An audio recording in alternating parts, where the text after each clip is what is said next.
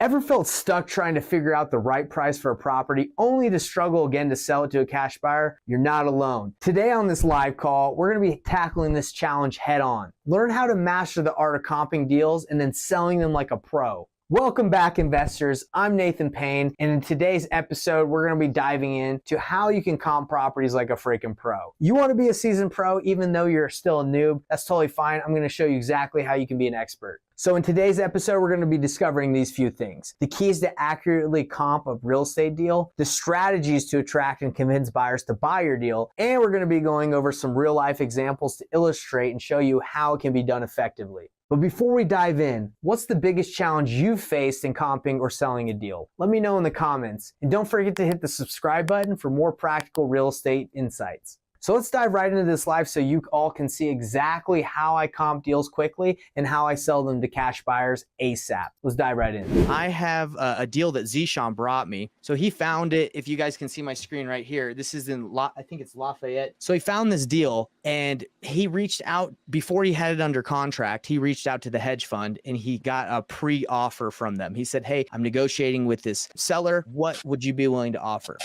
So they offered 253 pre-inspection offer, and he got it for 240. Okay. So does that make sense? So he kind of got a pre-offer before even signing the paperwork. And now what I'm doing is we're going to go look for a buyer for this deal. I'm going to run the numbers really quick and make sure it makes sense. And we're going to look for a buyer using batch leads because he has a buyer, but we don't want to just leave it up to one hedge fund saying yes or no or coming back and coming in lower. We want to be able to have more buyers. Okay. So this is good for everyone that's watching this because you guys can say, okay, I have a deal, whether I got it from another wholesaler, I got it from my own marketing, whatever. What do I do now? I don't have a buyer. Okay. I didn't do the beginning part. Nate said, well, let me show you how to do this. First thing that I do, David and Sean, is I got to make sure that it's actually a deal. I don't want to have Zishan say, "Hey man, I got this deal." He had the hedge fund check, so I feel pretty confident, but I first want to check. So it's find the deal. It's obviously know it's in the criteria where you have buyers or it's a good area, and then it's analyze it. This is a hard money lender gave me this calculator and I built on it over the years to make it,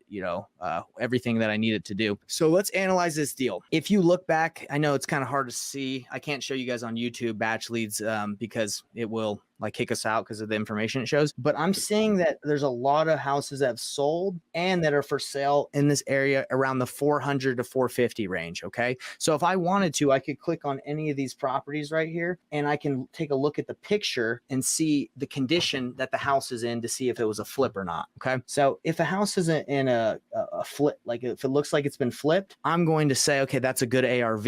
Even if it hasn't sold yet, I'm going to say, okay, that's a good indicator. So let's go here. Let's just be conservative. Let's say 415. Okay, is the ARV. That's what the house will sell for if I fix it up. Now he negotiated the deal to 240. Okay, this house needs a lot of work, so he got it for 240. If we wholesale it to a cash buyer, they're gonna get hard money, and like 99% of investors get hard money. So you have 12%, 2 points. That's what you got to pay the hard money lender for borrowing his money, about $2,000 a month. You bring 15% down. You hold this house for about 6 months because you got to fix it up. It might take 4 and it might take 2 months to sell it on the MLS, and then you have your closing costs, right? So this house, I think, it's probably going to need, because I've ran the numbers, probably going to need about $60,000 of work. That's what the hedge fund said. They're like, about 60K. And then we are going to wholesale this deal to them for about what I think they said they would buy it about 253. So that would mean if we got it at 240, we'd make 13,000 on the wholesale fee. So that's a good deal, right? That's a 16% return if the house is worth 415. Now, if it's not worth 415, it's worth less, then it's not as good of a deal. And if it's worth more, then it's a great deal. So you're looking at this and you're like, that's a good deal, right? I would definitely do this. And that's how I determine if something is worth my time to work and find a buyer for, right? If it gets down to like 10%, like if I'm over here at, I get it 260 and it's at like 11, now we're getting kind of iffy because buyers, they want to make sure they want to be at least above 10% return on their money, right? We get right here and we say, okay, hey, cool. We analyzed the deal. Now it's time for me to look because it's worth my time. Now, what happens if we do this deal and we run the numbers and it's like we agree to 300,000. Then we would see, oh dang, this is not a good deal. This is not worth my time to work. I need to go back and renegotiate with the seller or the wholesaler or the agent before I do some work, because there's really no point, because there's such a big difference in the spread, right? So if you guys run your numbers and you see that there's that big of a difference, then again, go back and renegotiate. Don't waste your time. So now that we have analyzed the deal to make sure it's worth it, what I do is on batch leads, right? And you can do this on Zillow too if you don't have batch, but I'd recommend getting batch. You can go to properties in the area that are currently listed for sale that look like they've been flipped. And then you can go and call the real estate agent that is listing that, or you can skip trace the LLC. You can go to Open Corporates, find out who owns it, and then skip trace, find the information of the owner. And you can call them and say, hey, I got a property right around the corner. Are you looking to buy more in that area? Right? Simple as that. So we have these properties that are listed for sale around here. So I can just click on one, and that one looks like it's been flipped. I wish we could get a little closer. Let me see if I can bring this thing a little closer. Okay, there you go. Boom, boom. Looks like it's got like a little casita in the back. Okay. Nice property. Yeah, it's cool. It's one of those colonial style. I like that style. So the house has been flipped, right? So what do I do now? I would go to the information on the MLS right here, and I would contact the real estate agent, or I would contact the buyer, right? I would look who bought it and then skip trace the LLC. And it says that the owner type is company owned. It's 2O Real Estate Consulting. That's the LLC. So again, I could do the legwork and find out who bought it and call them directly, or I can just go find the agent that listed it. And the agent's name is Apria M. Brown, and they work at Keller Williams. So let's go ahead. Let's do the whole process. So Apria Brown, Keller Williams, see if we can get their information. Okay, that's the phone number. So I'm going to call her, and we're going to see if she answers or they answer. And we're going to see if they're looking for any more deals. Let's call. Let's see if Apria answers. And the thing, guys, is a lot of times they don't answer the first call. That's why I call multiple times. Hi, is this Apria? Hi, Apria. How you doing? My name's Nathan. How's it going today? Calling about your property that you have listed on 150 Inglewood Drive. Is that still listed and available? Okay. Well, I wanted to ask you a question. I'm actually from Salt Lake City, Utah. I'm an investor, and I come across properties sometimes in the Atlanta area. I work in a couple different markets. And when a property doesn't work for me, I look to wholesale it. I was wondering if you've ever worked with wholesalers, and if this buyer that you're representing is looking for their next flip. Yeah, of course. Well, I guess the reason I'm calling you, oh, I'm sorry. Go ahead. I didn't mean to interrupt you. Oh, I was just saying that the reason I'm calling you is because I see that you work in that area where I have a property under contract right now. And I was wondering if you'd be interested in working with me to bring it to some of your buyers, and I can pay you a commission if you help me, sell it. Okay.